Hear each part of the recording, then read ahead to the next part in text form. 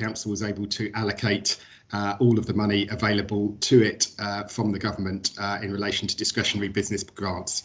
And I'm pleased to say that the council allocated all the money, save about £4,000 of that money that was given to it by the government for discretionary business grants. Decision 68 is the only one of the decisions that has a significant direct financial impact on the council. This is a decision around the council signing up to and contributing to the Pan-London arrangements for mortality management, essentially a cost between now and the end of March to ensure is provision of enough mortuary space across the capital should we, well, as we are going through a second wave of the pandemic, and that cost to the council for that period up until the end of March is £546,000. That provision is being managed directly on behalf of London by Westminster City Council.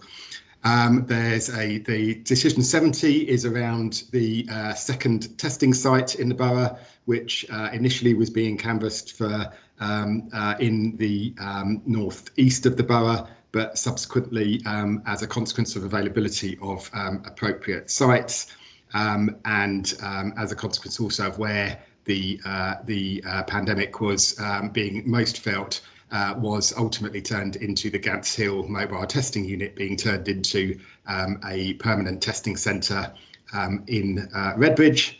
And obviously there'll be a future decision that you will see at the next committee about the third testing site in the borough, which is about to go live.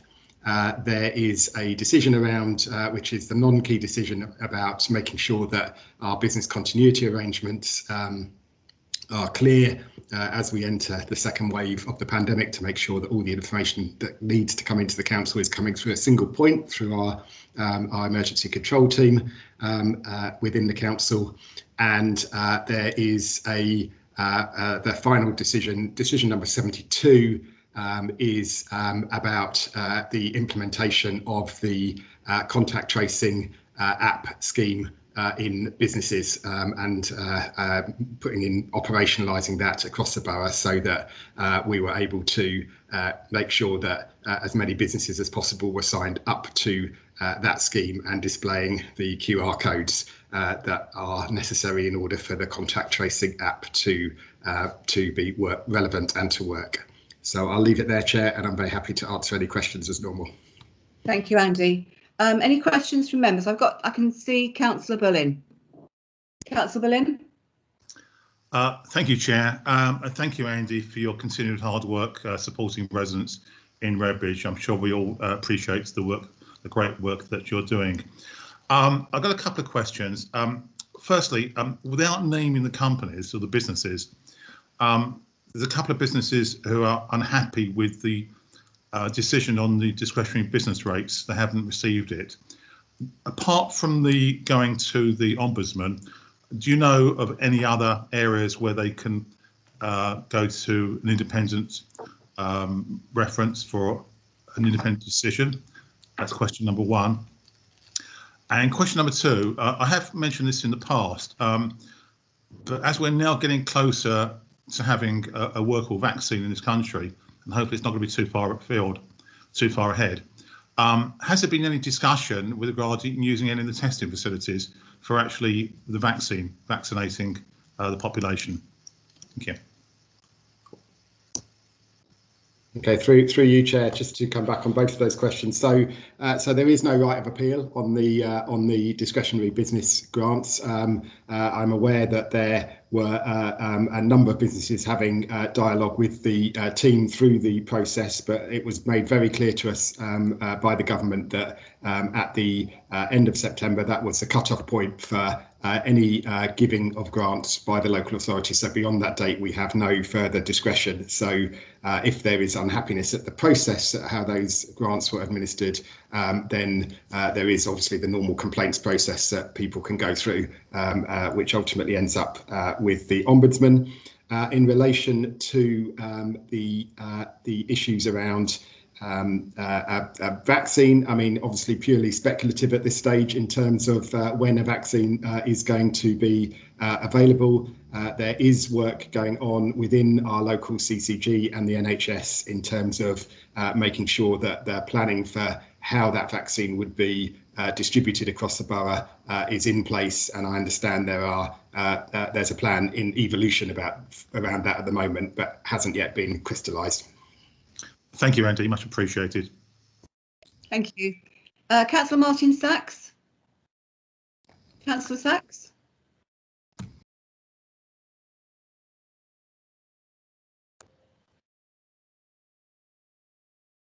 I think you're on mute, Councillor Sachs. Right. Sorry. First of all, I would endorse Councillor Berlin's thanks to you for the hard work that you're doing at this time. Two relative questions. Discretionary business grants that we're passporting through from the government, are our administration costs in handling that, are those borne by the government or are they borne by the council? And secondly, where is the third site for testing that you just mentioned?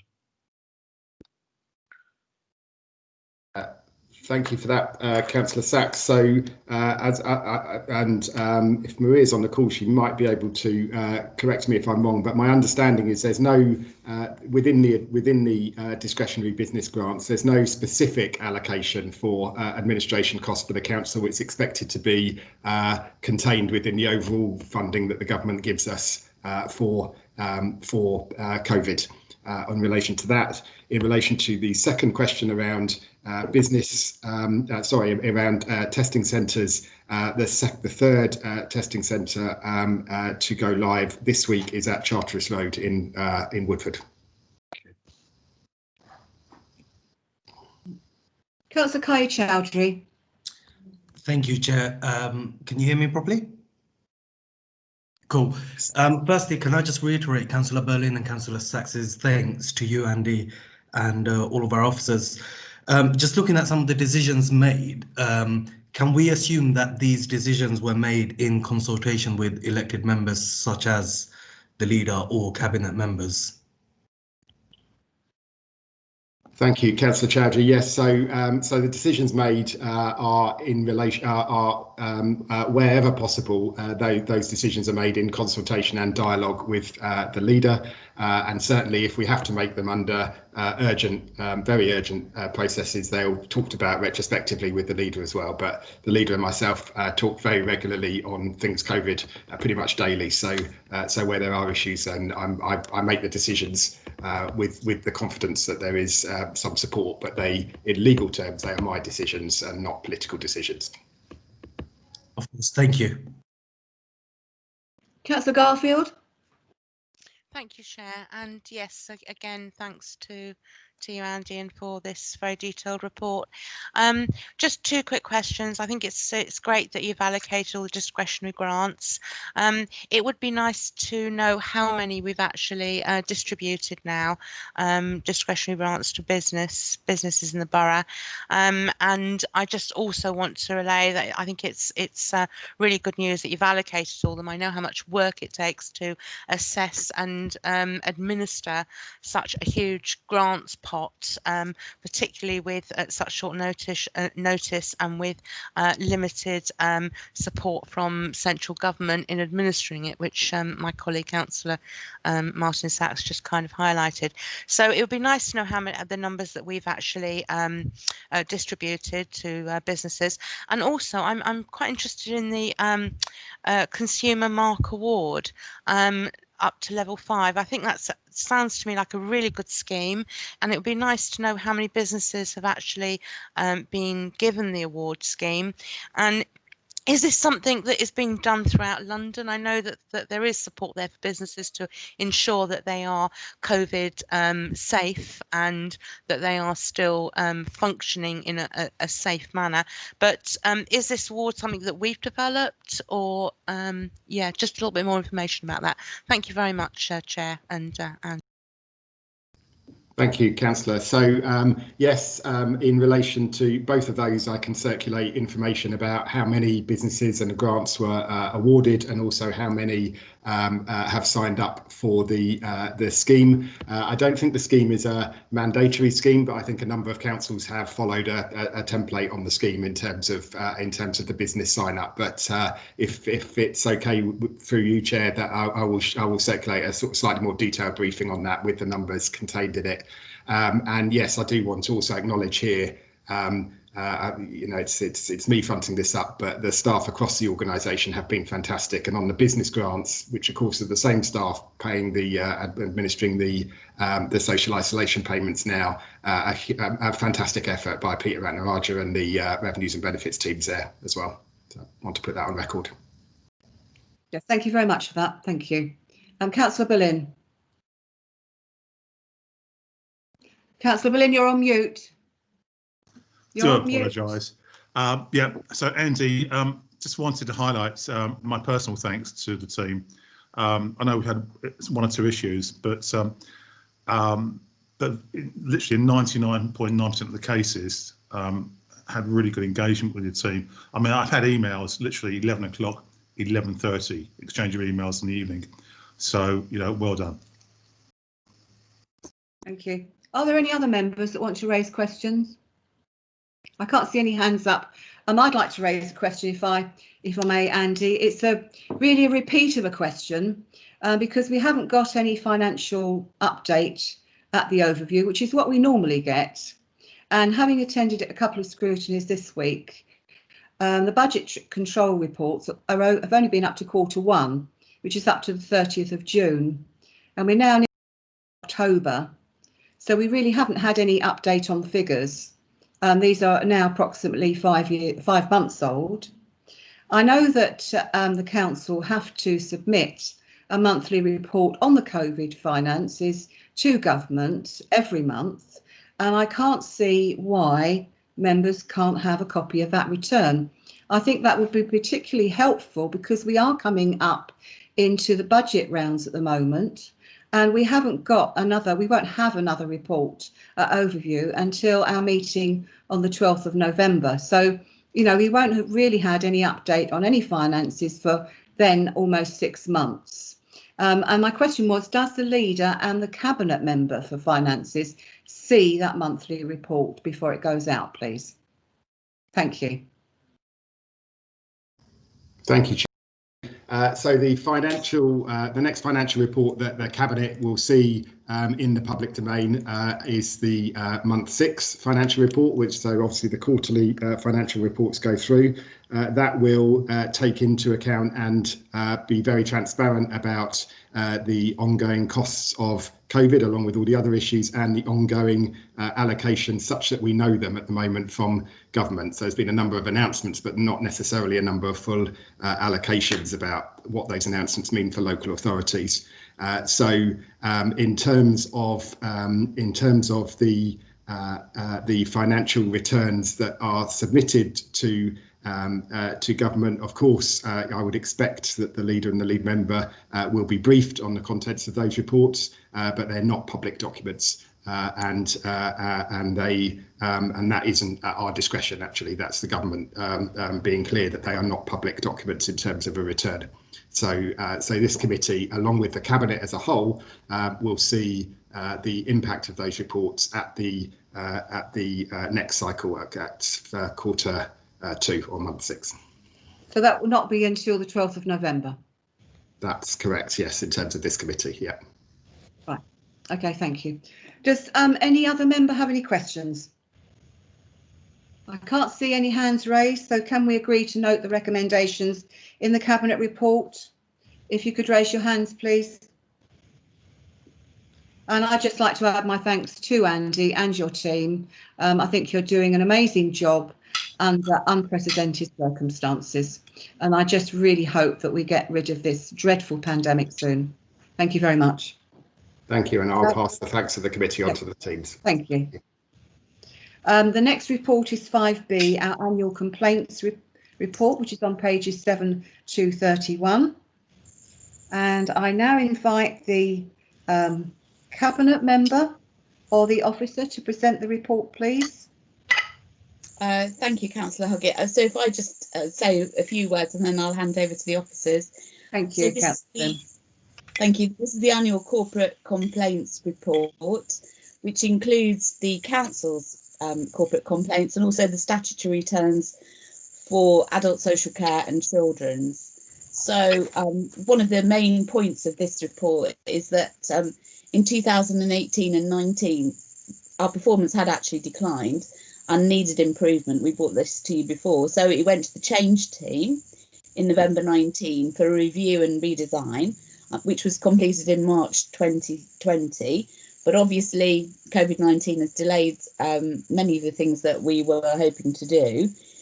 So one of the things that we were hoping to do was to have ombudsman training for staff, which is now restarting. So the aim is to train over 100 of our staff, which actually, ironically, is slightly easier now we're all working remotely.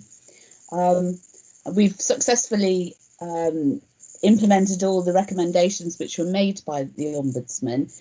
And we're just looking at, really simple things like apologising to the complainant, ringing them up, trying to make sure that things are done much more quickly, that if there is any financial redress that for avoidable distress or trouble, that we reassess things and that actually we look at procedure and policy and review that, because we need to take complaints as actual learning opportunities for the delivery of service across the council, so that we don't get to the complaint stage actually. So thank you. I'll leave that to the officers now.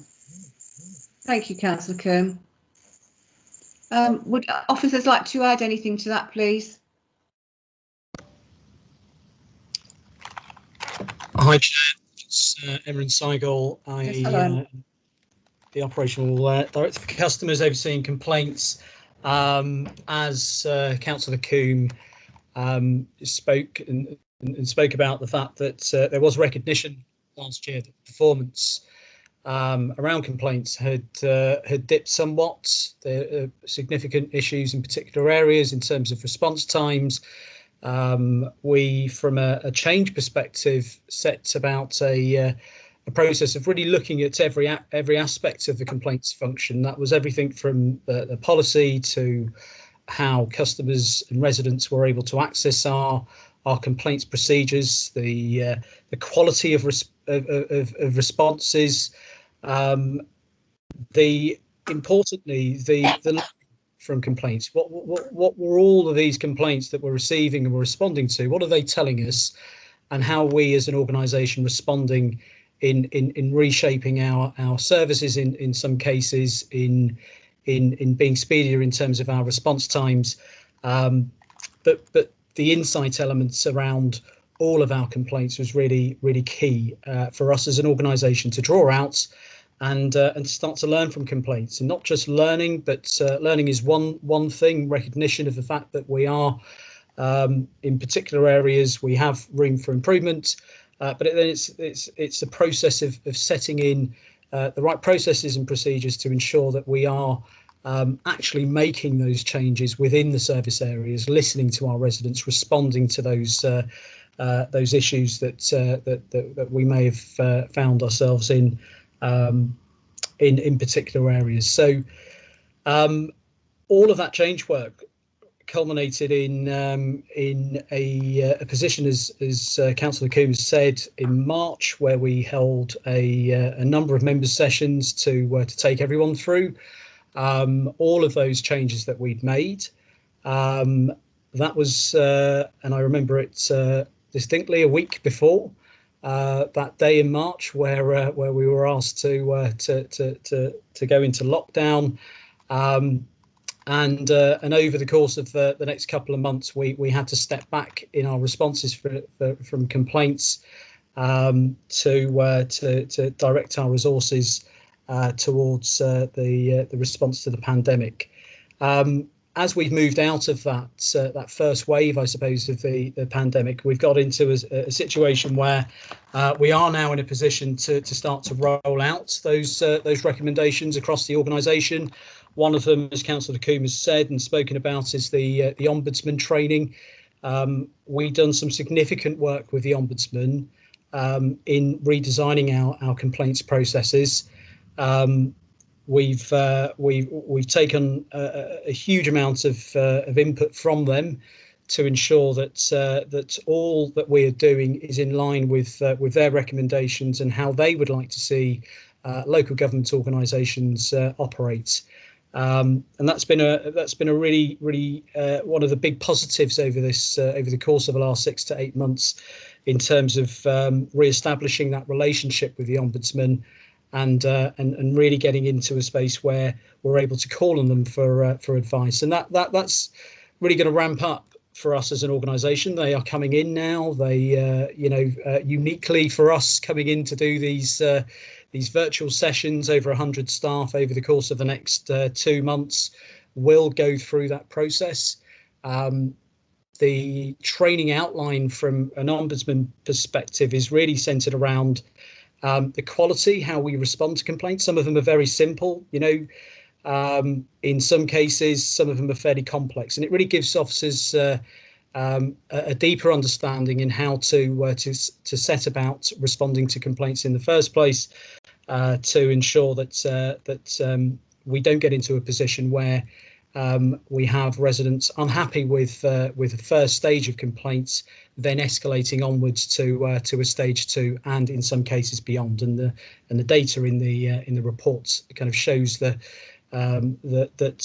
we are not particularly, and haven't been particularly good in terms of our quality of responses at stage 1. And that's something that we really, I think, the first step is recognition that was the case, and now it's about remedy in terms of making sure that our officers are trained in the appropriate way in terms of the quality of those responses.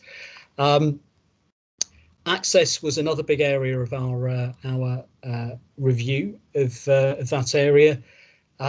Looking at the complaints form, making sure that it was accessible to everyone, making sure that the language that we're using, the manner in which we're directing people and residents and customers towards the complaints process was transparent and accessible to everyone.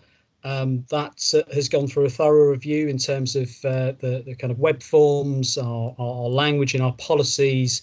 All of that has now been reviewed, and we're in a stronger position in terms of customers, residents who feel the need to complain, that they are able to access our complaints procedures and make the appropriate complaint to the council if they need to.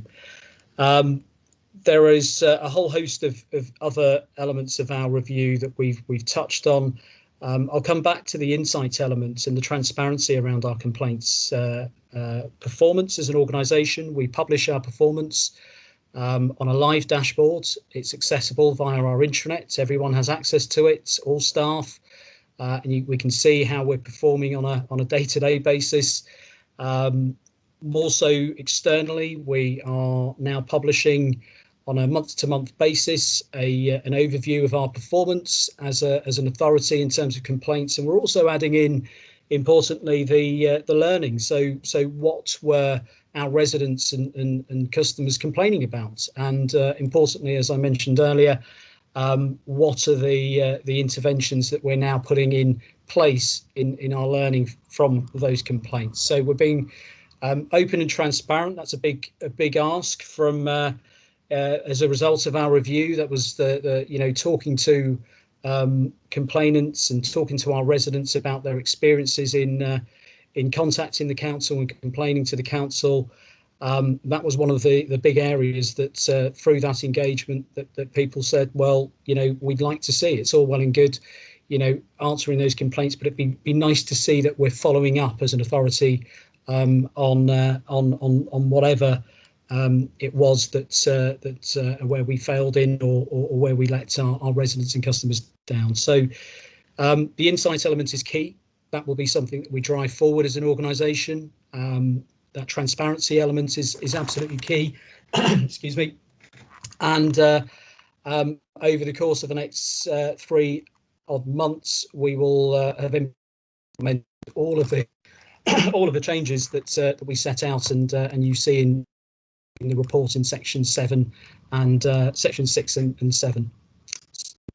I will stop there, Chair, and hand back over to you, sir. Thank you, Aaron, for that really very comprehensive report. Councillor Chowdhury. Councillor Kaya Chowdhury, can you hear me? You're on mute. Didn't realise my hand was up, Chair. I've got, yep. Did you not want to speak? No. Right, Councillor Bamra. I've got Councillor Bamra. Can you hear me? Hi, evening everyone. I was just going to ask about statistics about the complaints. Is there a particular area that's getting more complaints, and do we kind of have any indicator of why? So I just wanted to kind of get an overview of what sort of area most complaints coming from. Yeah, okay. The Chair, if I can answer, or if Anita Pillai is on the line. Anita, do you want to come in and answer that? Yeah, I was just going to say that the majority of complaints that we actually see is for our communities directorate, in particular Civic Pride, and we're doing a lot of work at the moment to try and streamline the sorts of complaints that are coming through that service. A significant amount of complaints, but obviously it all tailors down to the sort of refuse, miscollections, that kind of fly tipping type complaints, and it's about trying to understand whether they are actual complaints or whether they are service requests. So we're trying to streamline that process so we can identify if the volumes are indeed as you see them on the report, or whether that we need to actually push some of those through to try and resolve under our initial complaint stage. So Emma and Helen alluded to the changes that we've made. So within our complaints policy, we have an initial stage now, which it's an informal stage that we've introduced, where we can find quick resolutions for customers, and a lot of these civic pride type complaints would fall under that remit, where we can just telephone the customer and try and resolve those issues quickly and efficiently without having to resort to the formal process. Thank you. Councillor Garfield. Thank you, Chair, and I'd like to thank the Cabinet member and officers for such a comprehensive report.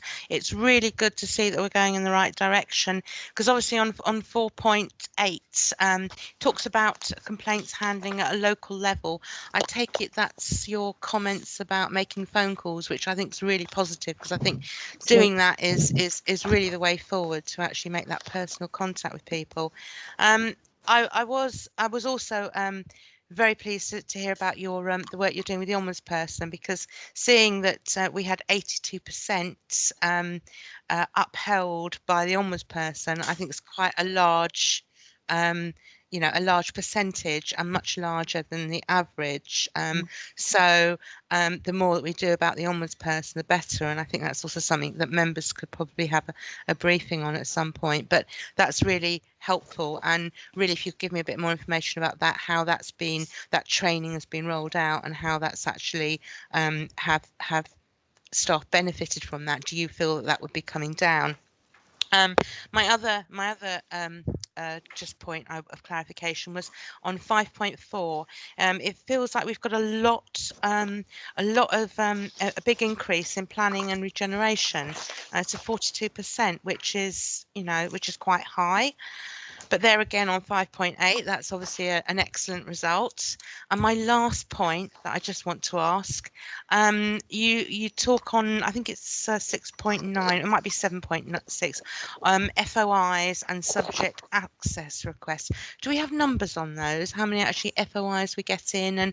And maybe this isn't the right report for it, so do correct me if I'm wrong, but it would just be useful to know how many we get in and how quickly we deal with those, because I know some of them are quite complex, and the same with subject access requests, because they do take up quite a bit of time in my sort of experience, but you could probably tell me otherwise. Thank you very much, Chair.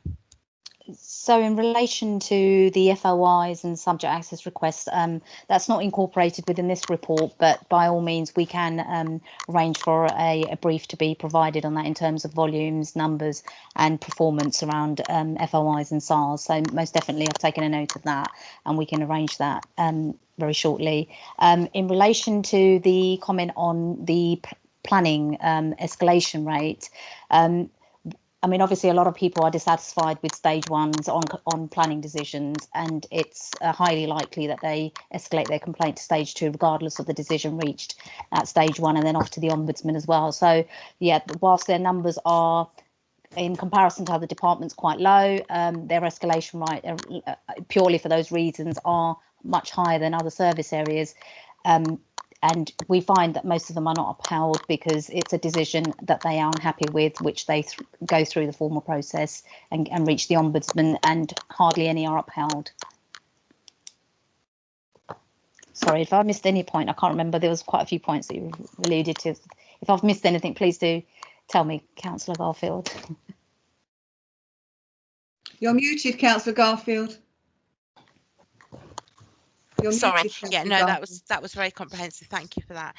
It was just a bit more detail about the Ombudsperson, because obviously that level is quite high, and I know that we were just told by one of the officers that sorry, I can't recall his name. I do apologise for that. That a lot of work had been done with the Ombudsperson and working with them, and which I think is really, really positive. But it is still fairly high, 82%. Are you confident that that has come down, or will be coming down, or you know, what's?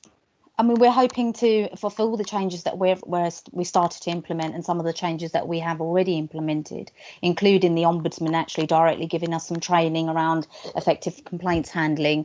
We're hoping that the stage 1 process in particular is a much more comprehensive investigation.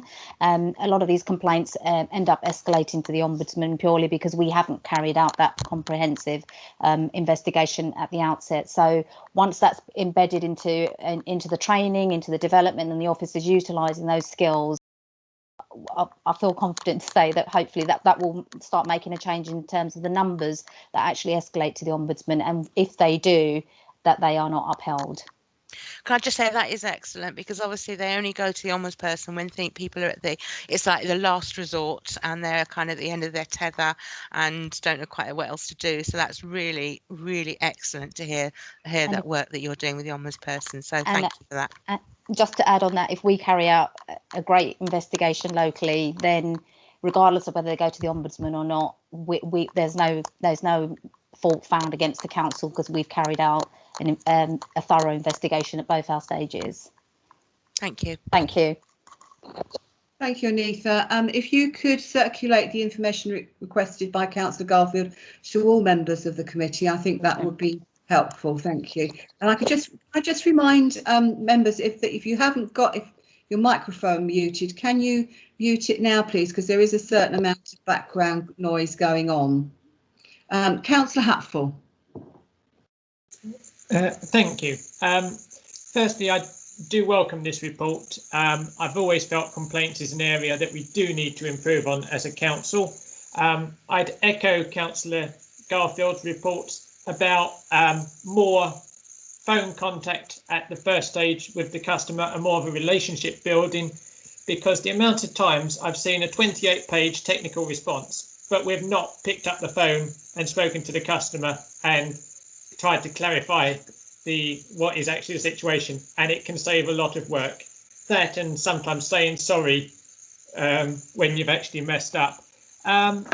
Couple of things I wanted to check, because across the council I see quite a few complaint response. A lot are very good, some of which are not so good. Is there a procedure where they would be checked before going out by maybe a head of service or higher level? Because certainly at my work they're all checked, and a lot gets sent back for rewritten or re-investigation where the head of service isn't happy. So that's the first question. And second question, with the Ombudsman one, although we were upheld, I think, on 28, was it only 3 where we had to pay out financial compensation? because I know that the Ombudsman will find against councils on a very technical matter that doesn't really make any difference. Actually, what I want to know are the cases where we've had to pay out because we've got it seriously wrong, and particularly where we've had to pay out a lot of money. So I just wondered if you could clarify, just confirm how many we've paid out and the sort of sums we've had to pay out in financial compensation. I think, okay, so in relation to the quality of responses, so what we're looking to do, and you are correct, Councillor, that some areas actually produce really excellent responses. So what we're trying to do is share some of that practice across the organisation, but also to have within our complaint system qualitative responses templates in terms of what officers can select when they're actually responding to complainants, so that there's consistency and there's a high quality of the language used within those templates, how to, for instance, how to apologise, you know, how to say no to compensation if it's not appropriate, you know, what terminology should be used in those instances, and how we could just be nicer and kinder in what we say to people. Most definitely looking to improve that, and that's part of the improvement plan that we have in place, which we're hoping to kind of embed in the next coming months. A lot of work has gone into try and improve the quality of responses. We've actually had an external company give us some information on how we can improve the language that we use, you know, and that sort of thing. So there's a lot of information in the system that we can actually equip officers to easily select the paragraphs that they need to insert into a response which is consistent across the organisation. In terms of the local government ombudsman upheld complaints, I think relatively low in terms of the numbers that were paid out on in terms of the upheld complaints. Off the top of my head, unless it's in the report somewhere, which I wrote a couple of months ago, I can come back to you on that figure in terms. I'm sure I've quoted the figure somewhere within the report, but I'm flipping through it at the moment and I can't seem to put my finger on it. So is it okay if I come back to you on that, Councillor? Yeah, that will be fine. Thank you. Thank you. If you could circulate that information to all members, please. Councillor Martin Sachs. Yes, I note in relation to the statutory processes, which are those for children's services and adult services, there is a three-stage complaint system. I believe that a number of other boroughs operate a three-stage complaint system for the generality of complaints. And it occurs to me, and this might be a suitable response to Mr. Andy Walker, if he's still with us, a suggested improvement that we go for a three-stage process, so that maybe one is looked at within the service area, one is looked at by the departmental management, and then if it goes to a stage 3, it's looked at by somebody directly under the chief executive. And I think that way we might actually avoid complaints having to go to the ombudsperson in the first place, thereby reducing the number of complaints that are externally awarded against us. Do you think that's a possible way forward? Can I answer and come in on that, Chair? That was something, Councillor Sachs, that we looked at in terms of the process around complaints, and we spoke to the Ombudsman at length around how should we go to a three-tiered system? Do we go to do we reduce it? And I think the place that we're in as an organisation is really focused on quality, the quality of that first response.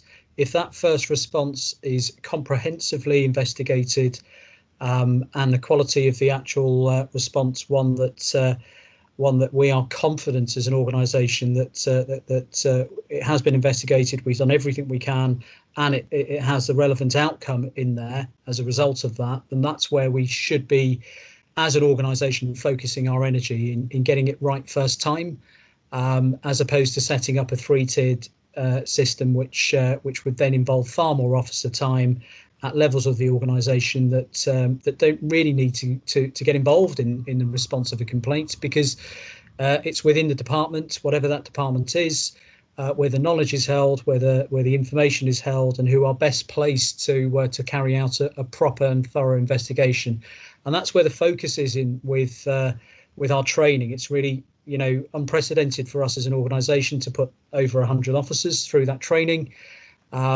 What's really been useful and pleasing for us as an authority has been we spoke about the fact that we have introduced that I don't want to call it an informal stage, but it is a picking up the phone and contacting someone and just having a conversation with the person who's made a complaint. That is a stage now that the Ombudsman has just released in their own refreshed guidance that they have formally introduced that as a working principle that is being rolled out across the board. So, you know, I think I'd like to think that in all of our work with the Ombudsman that you know, the work that we've done has led them to actually changing their own policies and procedures to introduce that formal stage and recommend that as being a formal stage in the procedure. But the focus is on quality and getting it right first time, and that's where we are as an organisation. Thank you. Councillor Hatfield, you still got your hand up? Oh, did you want to raise any other questions? No, sorry, I just forgot to take it down. Sorry. And the same with Councillor Bamber. Did you want to come back with a question? I did. Sorry. Thank you, Chair. Just a few little things. Sorry, I really hate to be nitpicky. On page 14 of the report, there's just a little error in the grammar. Sorry, English teacher, so it's bugging me. It says, sorry, it's gone again. Oh, it's gone off my thing. Hang on. On page 14, it says provide and apologise. Sorry, it should provide an apology. Sorry, sorry, I'm nitpicking. And just two other things. I read on the bit where it says there is a new culture of seeing all the kind of areas as learning opportunities. So I have to say I really like that language being used and actually moving forward to action, new things, and that's a really good way of looking at it. And also, I know you said there was someone, an independent company came in and looked at things. Did we get any kind of, for example, we've got residents groups that we meet with virtually, is it an idea to actually maybe get feedback from residents as well through the councillors, through our ward meet, when we meet residents and we do our surgeries, it's also an idea to actually maybe get the feedback from actually what they're feeling and how they are getting responses, because it's a great idea getting an independent company in, but these are the residents who are making the complaints, and it's always good to get that feedback from them to see how and they might come up with areas that they feel could be improved and actually gives us new potential. So a resident voice, if you like, and get some feedback from them. Thank you. If I can come in, Chair, you're absolutely right. The customer voice, resident voice, is one that we're actively promoting across our customer services functions. Drawing that voice out is absolutely critical. And in any design process or redesign process that we go through, we have and we always use our residents' customer service users to inform that design process. That's exactly what we've done here. In involving residents groups, focus groups, to talk about one-to-one sessions, to talk about where a complaint wasn't upheld or what was upheld. We talked to a range of complainants about their experiences in one, accessing the complaints procedure, the quality of the response that they receive, their feelings through that. There's a lot of information you can get just through having those conversations, which informed where we've got to in terms of the outcomes of those of that review. So I mean, that's something that we advocate across the board and will continue to do so in any kind of change, stroke design or redesign process. I forget the first question that you made. I think the grammatical area. Yeah, thank you for pointing that out. We will absolutely change that. But there was a middle point that I have forgotten Apologies if you can. It's okay. I was just sort of actually praising the language use, the positive language use actually of saying that every opportunity can be a learning experience. I think that's a really, really good way of looking at it. And I think that the next report would be really interesting to see what sort of learning has come out of it and what actions came out of that. But I think just the actual language use is really holistic, and it actually makes you think, actually, that's really good. You're looking at it from a way that isn't blaming the residents, actually looking at what we can learn and how we can do better for them. So I just wanted to praise the language use for that. Thank you. Councillor Sanger? Councillor Sanger, your hand is up. Did you want to speak? No, it's gone down again. Right, any other members at all would like to speak on this item? No, I've just got one question, please. Again, this report is only up until March 2020. How many other complaints have been made since that date? Have you got any idea of numbers and how many are outstanding, please? So I don't have that information at hand. I could reference the intranet. We publish that information. It's live information on our intranet. I can give you and give the committee a view of where we are at this point in time, and also provide the link to a live dashboard, which gives it, provides the level of information that you've just spoken about there. But I can provide that to the committee off the back of this session. Yes, thank you. That would be helpful, Emma, because again, we probably won't get another update until next year. Yeah. So it'd be likely to. We'd like to know what the progress is. Thank you very much. So if there are no other questions, can we agree to note the recommendations? Excuse me, Chair. There's a question that's come in on the chat from Councillor Sanger. Her microphone isn't working, nor is the camera.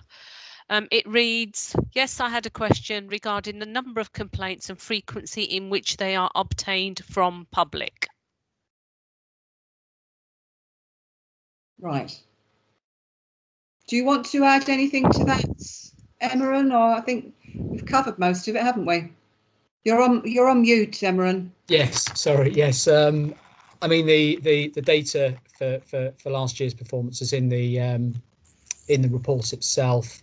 And the frequency in which they're obtained from the public. There is that data as well, and if I, along with the current performance that you've just committed to providing the committee, if I supply the committee with that level of information in terms of the data, I can draw that out and send that on to the committee almost immediately. Thank you very much. Thank you. Councillor Barron, I've got your hand up again. Did you want to come back again? No, sorry, I must have done that accidentally. Sorry. All right, thank you. Councillor Coombe. Thank you. I'd just like to say thank you very much to the committee for their good questions and things for us to look at.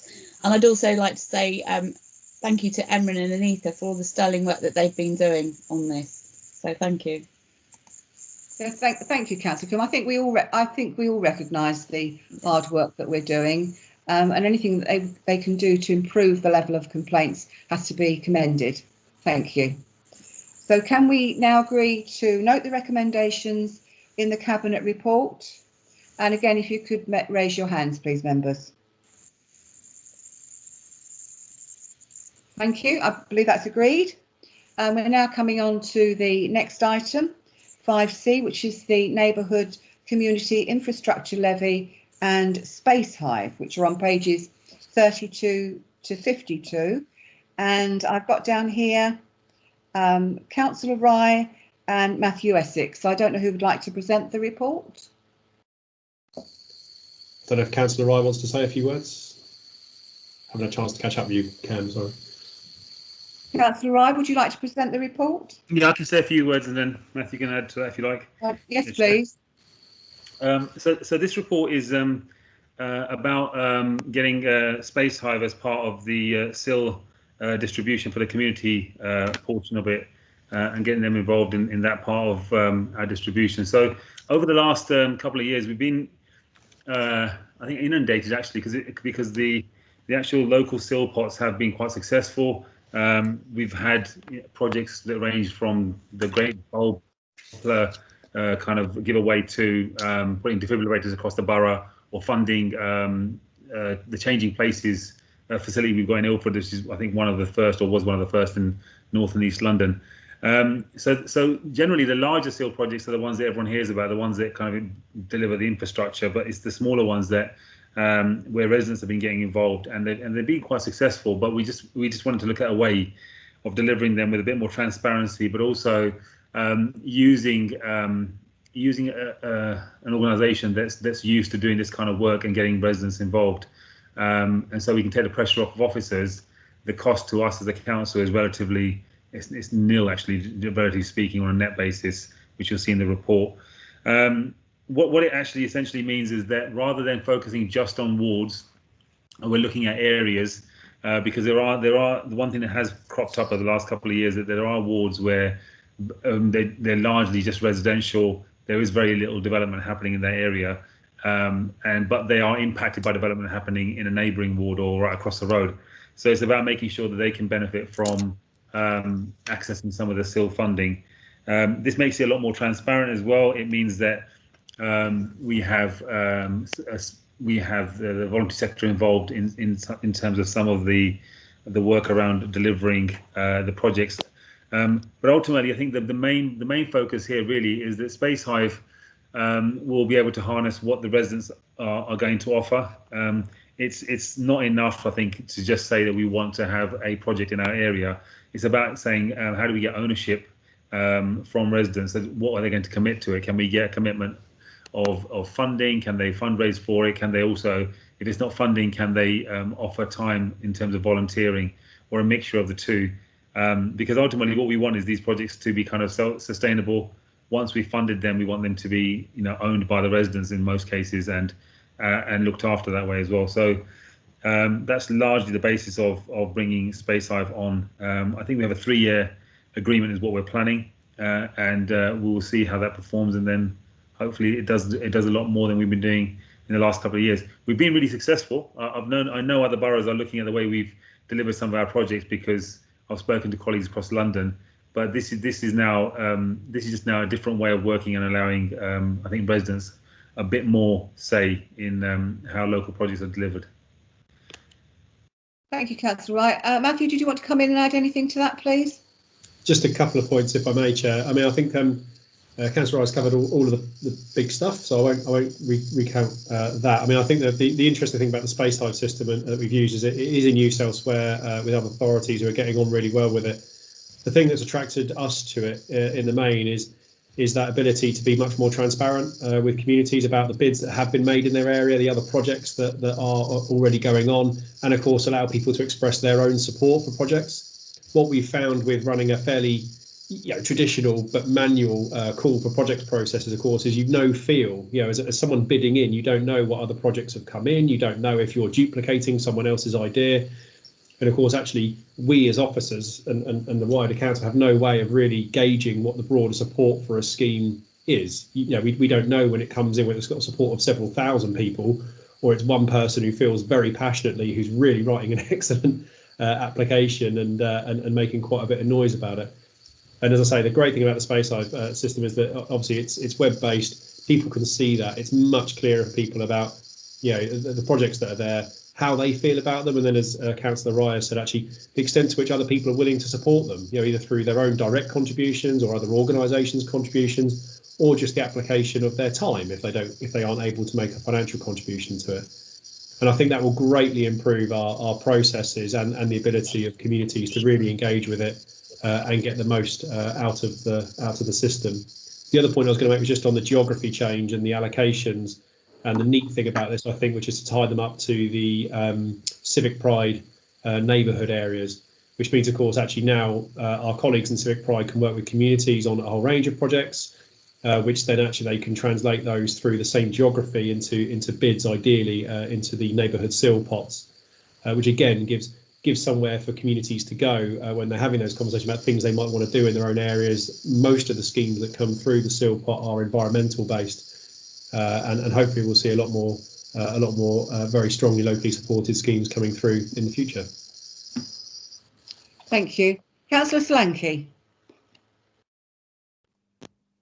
Thank you, Chair.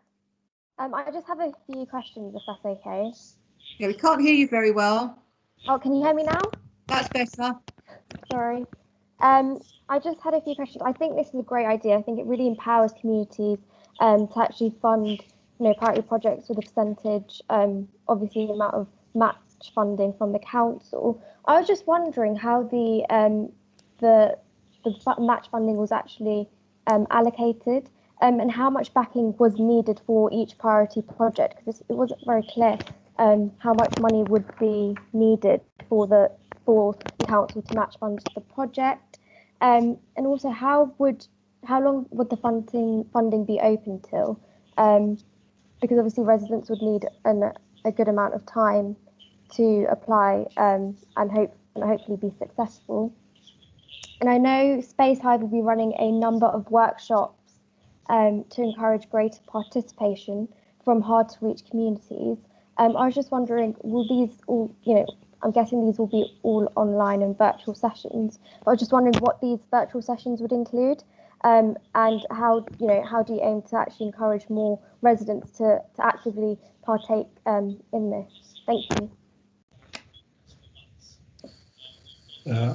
Perhaps I'll have a go. I'm conscious we've got Sana here as well, who is much more across the detail than either Councillor Wright or I will be. I might defer to Sana on the match funding. I know there's a trigger, but if I'm honest, I can't remember what it is. How long open for? I mean, the projects would remain open. I mean, we want to try and hold it to annual rounds where we're really pushing it and encouraging bids to come through to feed it. But the other benefit of Space Hive is, of course, it does run throughout the year. And on the engagement piece, yes, I mean, absolutely. At the moment, it would all be online. We would, ideally, as restrictions lift, start to do stuff much more within the community. It'll be a mixture. I mean, looking at what Space Hive offer elsewhere, it's everything from bid writing advice, actually, to just being really clear with people about what is eligible for SIL and what isn't, which I've got to be honest is a massive part. I mean, you've just had the complaints report. Have a look at the number of complaints in my area from people who we tried to explain what you can and can't use SIL for, and they don't like it. And our experience, as I say, well, other people's experience with Space Hive is that they do everything right from that front door in terms of coaching and support to communities, through to a bit of bid writing support as well. Chair, just through you, Chair. So this report's largely about is essentially about taking on a partnership with Space Hive. We are finalising the criteria around the bids, about making it a lot easier for some of the smaller ones, because if the bids are, what we're looking at is if they're below £500, to make them kind of very streamlined and quite straightforward, so that we're not kind of putting people off of putting bids in. And then where the sums become larger, we're just looking at how we tier them, about how much the council would want to fund them. So we're looking at figures of around between 75% funding, between 50 and 75% funding, depending on the amount that's being asked for.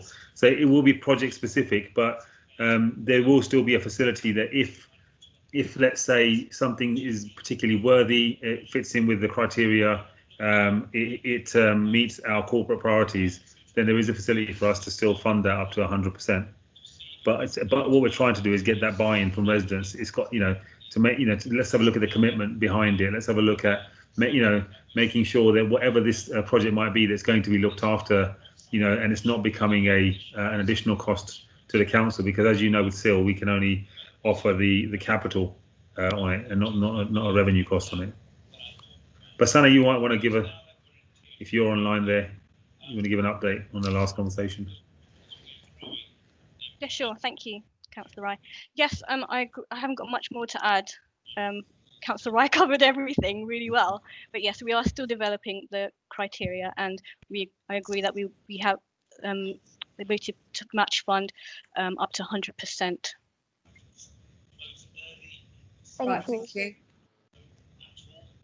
Councillor Hatfield. Thank you. I've had a look at this report, and I think it is to be welcomed.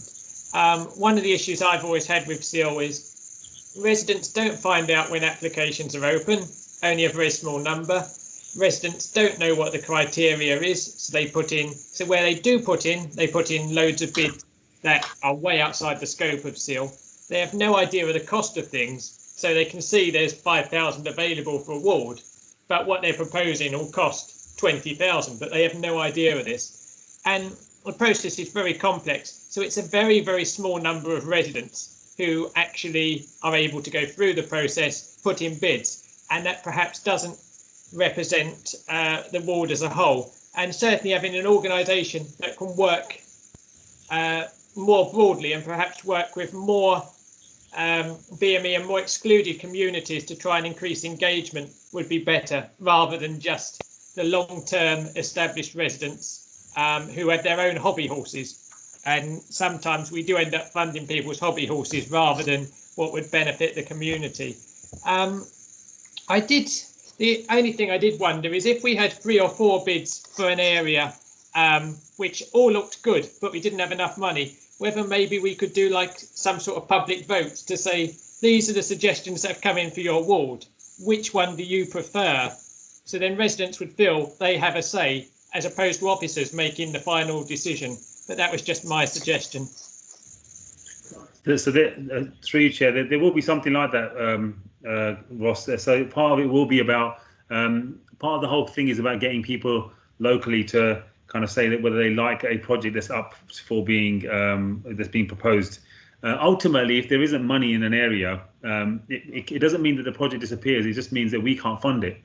So it doesn't stop people crowdfunding or bringing some more of that funding in, so that we can still supplement it. So it's not about killing a project off now. It's us just saying no. It's about saying there are other ways of delivering this.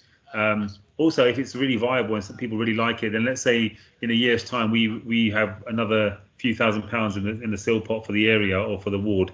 Then it might become more viable then. Thank you, Councillor Berlin. Yeah, thank you. I find this quite interesting. I've got 4 quick questions.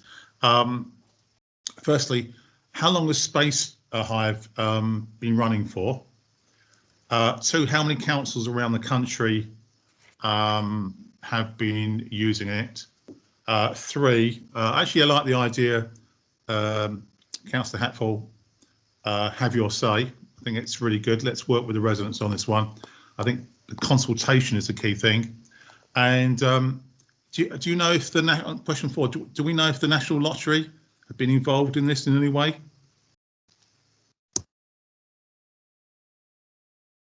Can someone answer those questions, please? Yes. Is it okay if I answer? Chair, is it okay if I answer? Yeah, go for it. Okay, thank you. So I can get back to you with that information. I'll have to speak to Space Hive to find out how long they've been running for, how many councils are currently running it, or what success they've had in the past. I'm not sure about the National Lottery funding. I missed your 3rd question, Councillor. Could you repeat that, please? Sorry, you're on mute. You're on mute. Sorry, I like the idea of have your say, really important. If we're going to bring this in, it's really important that we really heavily engage with residents. Okay, I'll look into that and get back to you in the panel. Thank you. I mean, I would say to have your say that is absolutely at the heart of the system, because for once would actually people will be able to vote and, well, maybe not vote, but express their support as the schemes are coming through. So we will see that in a way that we can't at the moment. I'm just on their website trying to see if I can find anything out about, but we might have to defer, Councillor Berlin, and come back to you. Looks like 2012 to me, Matthew. I'll defer to Cam on that one. I mean, we know they're being used elsewhere in London, but we'll come back to you with the list of where. Councillor Garfield?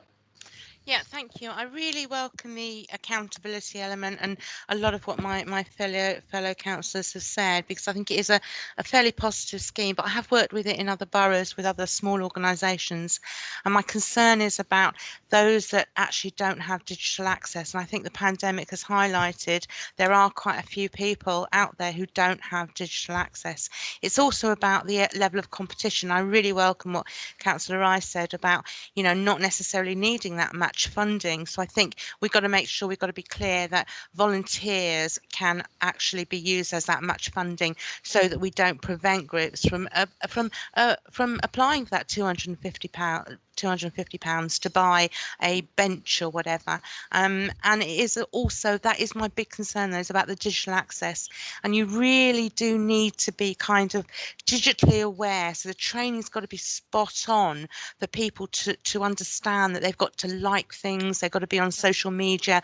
You know, I've done crowdfunding for organisations, and it is at times quite demoralising, particularly for those that aren't, you know, the social media generation, of how you kind of build up that kind of network of people liking and adding to it. And, you know, not everybody has that digital kind of platform or that digital kind of friendship or social networks. And I suppose that's what I'm concerned about, how we get to those that are hard to reach. How do we get to those, you know, the diversity of communities that aren't necessarily on any form of social media or any form of have digital access? So how would we overcome that through Space Hive? I can pick it up if people have it. I mean, I think personally, I think that's one of the smart things about matching the geography to the work that's going on in Civic Pride. So Civic Pride have obviously got a street-based neighbourhood education and inclusion team. So I mean, I'm probably overselling it. It's half a dozen officers at the moment. Of course, they're actually out actively working with community groups, you know, which will include those who are very tech savvy and those who are not. And as I say, I think the neat thing we've done here is to tie it to that. So actually, our colleagues in Civic Pride can work directly with communities and give them that support to help work things up. I think we have to be honest, even on our manual system that we used to run, we still were excluding people by them not fundamentally being aware of the SIL process. And I think, whether it's Space Hive or the old system, or frankly another system, the council's got to continually push the fact that this opportunity is there. I think the other neat thing that we've got recommended in here, of course, is the direct engagement of CVS as part of the infrastructure around the programme. And clearly, as part of that, you know, the reason they're there obviously is to help us provide a bit more transparency and accountability. Is clearly we want them to be out talking to the various different groups and agencies about how they can access it and how they can make use of it as well. So yeah, we'll monitor that. We'll see how we're going on, and if there's any notable cold spots, we will look to make additional measures. But at the moment, I think this will be a significant leap on from where we are at the moment in terms of engagement around communities looking to access it. Can I just quickly come back, because that's really helpful, and I really appreciate that, because I think there does need to be a lot of community development based around digital access. I know a lot of groups, particularly in Redbridge, who don't have that digital access and don't necessarily know, particularly older people's groups. You know, they really don't. So whatever work we can do to support them in that would be fantastic. I did notice on 3.9 that you talked about monitoring it. So is there going to be some kind of evaluation after a certain amount of time, so that we can actually look at how this is reaching out to those that are hard to reach, and also how you know, kind of it's being accessed for those groups that don't need much money, but also can't necessarily raise the match funding, because obviously they've got to raise the match funding, or maybe how they do it with volunteers. So that's a bit long-winded, so I apologise for that, but thank you. Yeah, the simple answer, sorry, through you, Chair, to the second part is yes. One of the other things a Space Hive gives you is much more data accessibility in terms of what has come in, how it's fared, and we can use that in a way that at the moment, you know, with our very, very manual processes, we can't. We've got no chance at the moment. Councillor Ryde, do you want to come back? Thank you. Yes, thank you, Chair. So just back on your question, Councillor Garfield, it's that we're having the likes and having the kind of the online applause. It's useful, but it's not going to be the ultimate decision making part of it. It's going to be part of the whole process about whether something is a good project and a good bid. So it'll be part of it, but it certainly won't be. You know, I'm concerned around it anyway, because as you know, there are some people that can get very organised, and you know, we can get a couple of hundred likes in a couple of days. That doesn't mean that project's particularly worthy. It just means that people are organised. So it'll be part of the process, but it's more about that online notification is more about letting people know what's being proposed and in their area, and if they would like to do a similar project maybe in another part of the borough, or if they would like to replicate another part of where they, or get involved really. So that's really what the whole purpose behind that is. I think ultimately we are going to be digital. Everything we're doing right now is going to be digital. We're going to be online. It's up to people, I think, how much they use. They don't necessarily have to use it through social media. They can just use the basic use of using our website. So, but we will still advertise through the Redbridge Life that still goes out 4 times a year. So that will still be one of our ways of getting the message across to people. But ultimately, applications will still be one form or another have to be completed online. We are, and I did ask for a review, Matthew. You might not know yet. I only asked for it yesterday. That we have a review at the end of, I think, December next year. So we know what's happened in kind of like a 12-month period. Thank you, Councillor Rye. Councillor Asmani. Sorry, Sani. Sorry, so I've got Sani Asmani. No. Hand's gone down. Yep. No, sorry. Yeah, sorry. I just wanted to add a few. Yeah, I just wanted to add a few things. So with regards to digital access, unfortunately, it's because of COVID that they're only doing online workshops. Originally, they did want to do face-to-face workshops in communities where we know it's hard to reach communities. So we were planning on doing that, but unfortunately, we can't do that at the moment. But Redbridge CVS have offered to provide support for applicants when they're completing their forms. If they need any help, they're willing to help. And Spacehive also run a dedicated support service, and they have a telephone line. So if someone wants to just talk to them on the phone about completing the form, they can go through it, or if they have any queries about their application, they can go that way. And in terms of monitoring and evaluating, so we will be looking at the applications coming forward through the process. So when the round opens in January, we will be assessing from the get-go who is applying, where are they applying from. They also have to submit a protected characteristics form, just generally so we know who's applying. And at the end of the process, at the close in February, March time, most likely March, then we will be doing a full evaluation of that. And we'll be using all our social media channels. Thank you very much. Thank you. Thank you. I can't see any other members have indicated that they want to speak, but I have got a couple of questions, if I may, please. Like the rest of the committee, I've got concerns that the smaller groups, because they don't know how to bid properly or they haven't got the expertise, would actually be swallowed up by the larger, more professional groups, if you like, who are who know how to put a bid in that's going to be approved. So that was my main concern. Also, because of the digital access as well, I believe it's vital that we go out to the community as much as we possibly can and advertise this. And I personally have never heard of Spacehive, so I will be looking it up after this committee, because obviously I did want to know that they were a proven organisation and that they had worked with other councils over similar projects of this type. So the other questions I've got are, what right of appeal does a community group have if a local project isn't funded? Does that remain as it was before? Who is going to scrutinise Spacehive? I know you're going to have a review in a year's time, but I'm assuming that you'll have more regular monitoring than that. And actually, how much are they going to charge? Because I can't see any indication in the report of what they actually charge for this service.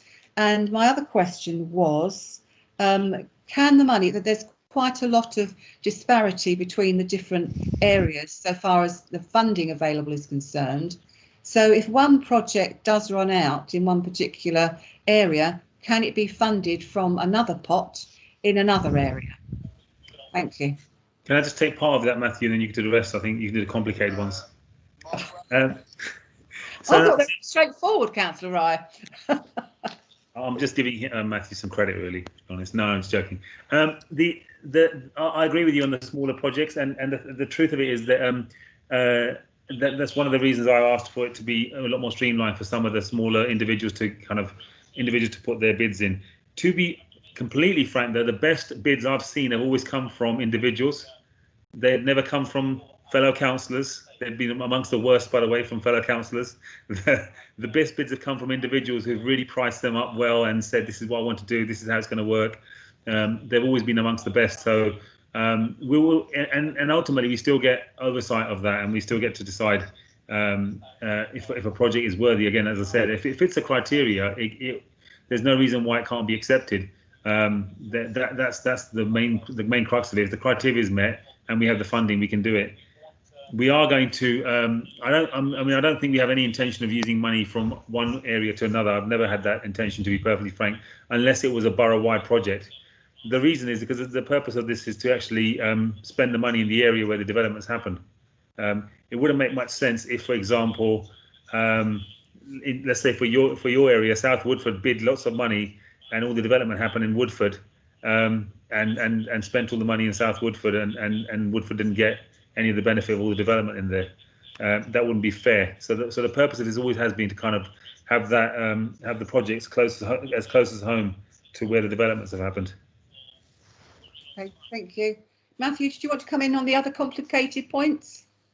Not especially, Chair, if I'm honest, but Sana, get ready. They're all coming to you in a second. I mean, I will just come in on the sharing of pots. I mean, I think it has been a perennial discussion, frankly, in every authority I've worked in on still. As Councillor Raya said, the whole point is to try and tie the money back to the areas where the developments take place. I mean, our if you like, concession on that, or fudge, or whatever you want to talk about, is of course then that we do and have had area pots in the past which did allow for an element of balancing between wards at least, and that is generally speaking, I think that works pretty well. It gives people somewhere to go for a larger project or a top up to what they've got. But I am going to defer to Sana on the real detail of the right of appeal, the scrutiny of Space Hive, and the charges they might levy. Thank you. With apologies, Sana. That's okay. Okay. So with right of appeal, that's something I'll have to get back to you about. I think it's probably very similar to what we have now, but I will find out. And who will scrutinise it? Did you mean the panel that are making a decision on the project, or was it who was evaluating at the end? Well, a bit of both, really. Okay, so on the selection panel, that will be Councillor Rye. We would have the Head of Planning and Building Control as the chair of the panel. We would have a representative from the Redbridge CBS, and we would also have an officer from the planning policy team on there, and they would be making that assessment. And at the end, I would assume it would be the same people who would be scrutinising it once the round closes. And who scrutinises Space Hive? So sorry, I missed that point. So we would do that. So we will manage Space Hive as we would any other contract. So Space Hive are a provider to us. So we will have obviously service levels that we expect. You've already heard some of that, to be honest, around the the sort of support offer. So we as officers will hold them to account in line with the specification of services. Thank you. My last question really was, if SIL is abolished and we have a national levy, how is that going to affect the contract with Space Hive if that's going to be for 3 years? It's an excellent question. We all wait the outcome of the white paper and the consultation on that with bated breath. I mean, you will have seen that there are some proposals that a charge will still exist, and there will still be an expectation of a neighbourhood element of that. But to be honest with you, Chair, with all of the chat going on, within government and across the sector more generally, I'm not sure we necessarily are in a position to advise formally on that, because I don't think any of us are particularly clear on which bits of the current white paper proposals will ultimately see the light of day and which won't. I mean, the reality is, even under what is currently proposed, something that looks a lot like SIL still exists. It is collected and paid in a different way, admittedly, and we're still expected to administer that, an element of that at a neighbourhood level. And I would think actually that Spacehive, you know, if we still have them at that point, I think the changes on the white paper will take some time to come through. But assuming that they did in this time, we would still use Spacehive for that offer. Okay, thank you for that clarification. I can't see that anybody else wants to raise any questions. So can we agree to note the recommendations in the Cabinet report? Could you raise your hands, please?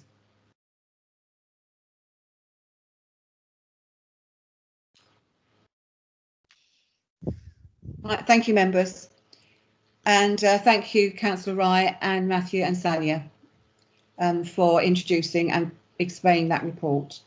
We now move on to pre-decision scrutiny. So in line with the usual practice, can we agree to delegate the authority to the Head of Policy, Equalities and Communities in liaison with the Chair and spokespersons to consider which reports should be presented at the next meeting from the Cabinet Forward Plan? Could members indicate by raising their hands that that's agreed, please?